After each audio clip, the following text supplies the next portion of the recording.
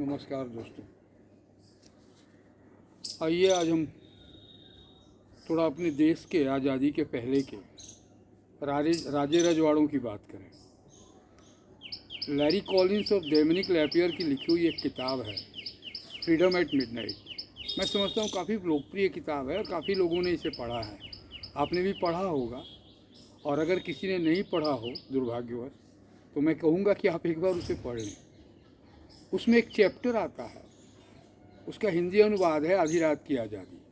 उसमें एक चैप्टर आता है कि हिंदुस्तान के विचित्र राजे रजवाड़े, यानी आज़ादी के पहले हमारे देश में जो छोटे छोटे प्रिंसली स्टेट हुआ करते थे, राजे रजवाड़े हुआ करते थे, ये कितने विचित्र थे, कितने खपती थे।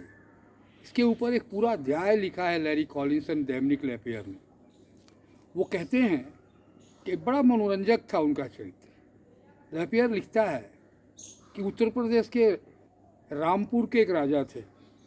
अचानक उनके दिमाग में एक खप सवार हुई कि भाई मैं सुबह उठूँगा तो गाय को का चेहरा देखकर ही अपनी आंखें खोलूँगा। अब समस्या ये थी कि राजा का जो शयन कक्ष था, यानी बेडरूम, वो महल के ऊपरी मंजिल पर था। अब गाय को वहाँ तक कैसे पहुँचाया जाए? आनन फानन में क्रेन खरीदा गया, क्रेन आई। दूसरे दिन गाय को क्रेन में लटका कर 3 मंजिला ऊपर झुलाया गया, महाराजा के शयन कक्ष के खिड़की के सामने, झरोखा के सामने। जब गऊ माता वहाँ से तकलीफ़ हुआ उसे, तो गऊ माता जब डकारना शुरू की तो महाराज की नींद खुलती थी सुबह, और वो सुबह उठकर पहले गऊ माता का दर्शन करके अपना दिनचर्या पूरा करते थे। ये स्थिति थी। ठीक इसी तरह हैदराबाद के निज़ाम साहब थे, जिनके कोर्ट यार्ड में, लिखता है लैपियर, कि उनके कोर्ट यार्ड में यानी बगान में चारों तरफ ट्रक के ट्रक सोना चांदी लाद कर रखा हुआ था। सालों साल से बारिश में धूप में पड़ा हुआ था, उसके चक्के बैठ गए थे, ज़मीन में धंस गए थे। मगर निज़ाम साहब इतने कंजूस थे कि उनके यहाँ अगर कोई मेहमान आता था और सिगरेट पीकर उसका एक छोटा टुकड़ा एस्ट्रे में छोड़कर जाता था, तो नवाब साहब फट से उसे उठाकर पी लेते थे, मगर सिगरेट गोटा नहीं खरीद कर पीते थे। ये स्थिति थी। ठीक इसी तरह एक राजा साहब थे कहीं के, मुझे उस स्टेट का नाम याद नहीं आ रहा, उनके पास एक अच्छी नस्ल की कुतिया थी, बड़ा प्यार करते थे अपनी कुतिया से। तो अचानक एक दिन उनके दिमाग में आया कि भाई इस कुतिया की शादी तो किसी अच्छे नस्ल के कुत्ते से करनी चाहिए। अब उन्होंने एक अंग्रेज अफसर के अच्छे नस्ल के लैब्राडोर से शादी करने के लिए बात की, और बाकायदा अरेंज मैरिज हुई, और बाकायदा उनके शहर में लंबी चौड़ी बारात में वो दूल्हा बनकर लैब्राडोर डॉग इनके महल तक आया, बैंड बाजों के साथ। नगर के सारे लोग, बड़े बड़े अफसर अफसरान उस बारात में शामिल हुए, और बाकायदा उनका रिसेप्शन हुआ, और उस कुतिया की शादी लैब्राडोर के साथ सारे नियमों के साथ कर दिया गया। ठीक यही स्थिति पटियाला में आई।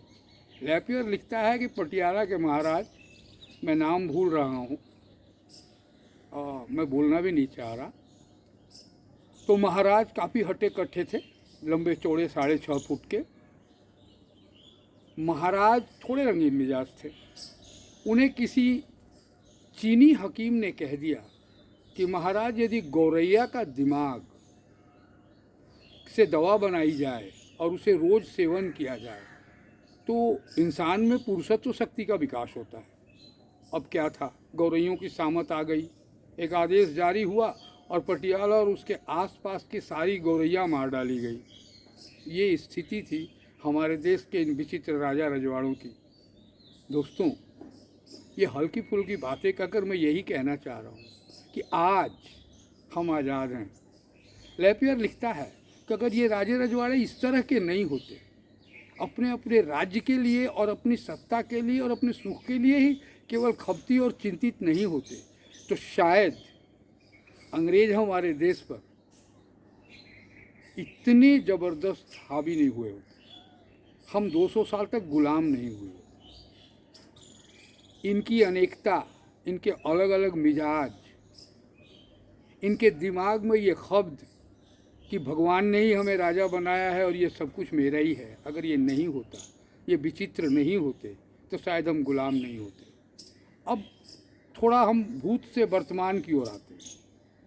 आज क्या है, हमारे देश में राज सत्ता के हनक के लिए छोटी छोटी पार्टियां, लोग टुकड़ों में बंटकर, मैं समझता हूँ 200-400 पार्टियां हैं हमारे देश में राजनीतिक, और हर नेता पर एक हनक सवार है सत्ता का कि मैं ही हूँ जो इस देश को संभाल सकता हूँ, और खपती भी वैसे ही हैं, ठीक उन प्रिंसली स्टेट के राजे रजवाड़ों की तरह। मैं समझता हूँ आने वाले दिनों में, आज से 100-200 साल बाद, जब आज का इतिहास लिखा जाएगा और कोई डोमिनिक लेपियर या कोई लैरी कॉलिंस कोई किताब लिखेगा, तो शायद ये कहानियाँ जो मैंने आपको सुनाई राजे रजवाड़ों की, ठीक इसी तरह आज के नेताओं और राजनीतिक दलों के बारे में भी कहानियाँ सुनाई जाएंगी, और तब की हमारी संततियाँ सुनकर मनोरंजन करेंगी, हंसेंगी, मजाक उड़ाएंगी। तो दोस्तों, क्यों नहीं हम समझते, हमारे ये छोटे छोटे नेता, बड़े बड़े नेता, ये क्यों नहीं समझते कि सर्वोपरि हमारा देश है, बाद में हमारी सत्ता। सत्ता साध्य नहीं है, सत्ता साधन है, मगर हमारे नेता सत्ता को ही साध्य समझकर बैठे हैं, यही उनका लक्ष्य है। मगर होना क्या चाहिए प्रजातंत्र में? सत्ता केवल साधन होना चाहिए साध्य को पाने के लिए। तो साध्य क्या होना चाहिए? देश की तरक्की, आम इंसान को खुशियाँ और बराबरी का दर्जा देना। ऐसा तो होता नहीं है। तो दोस्तों, मैं ईश्वर से दुआ करूँगा कि हमारे ये नेता उन राजे रजवाड़ों के घिसी पिटी लकीर पर ना चलकर विवेकवान बने और इस देश को चलाने के लिए सत्ता को साधन समझे, साध्य नहीं। इन्हीं बातों के साथ आपकी मंगल कामना करते हुए मैं विदा लेता हूँ।